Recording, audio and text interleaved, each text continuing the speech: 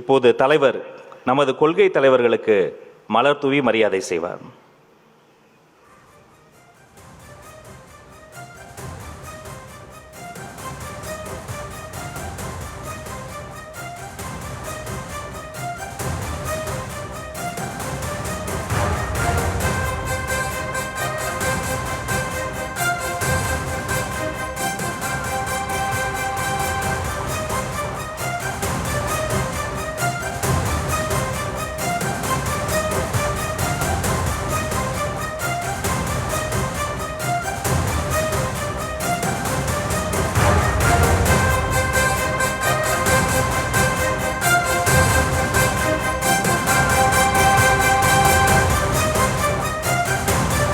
அவரைத் தொடர்ந்து நம்முடைய நிர்வாகிகளும் கொள்கை தலைவர்களுக்கு மலர் தூவி மரியாதை செய்வார்கள். அதைத் தொடர்ந்து தமிழக வெற்றிக் கழகத்தின் கொள்கை பாடலுக்கு அனைவரும் எழுந்து நிற்போம்.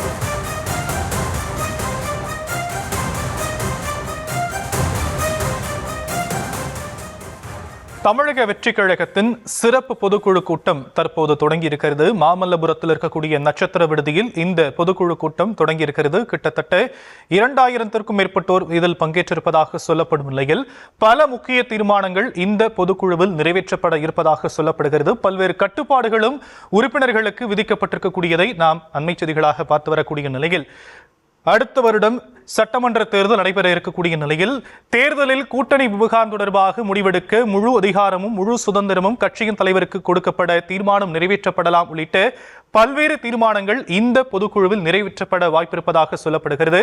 அந்த வகையில் தற்போது தமிழக வெற்றிக் கழகத்தின் பொதுக்குழு கூட்டம் மாமல்லபுரத்தில் தொடங்கி இருக்கக்கூடியதை நாம் காட்சி வாயிலாக பார்த்து வருகிறோம். தமிழ்த்தாய் வாழ்த்தோடு இந்த பொதுக்குழு கூட்டம் தொடங்கியிருக்கிறது. 40 நாட்களுக்கு பிறகு கட்சி நிகழ்ச்சி ஒன்றில் விஜய் பங்கேற்றிருக்கக்கூடியதை நாம் காட்சி வாயிலாக பார்த்து வருகிறோம்.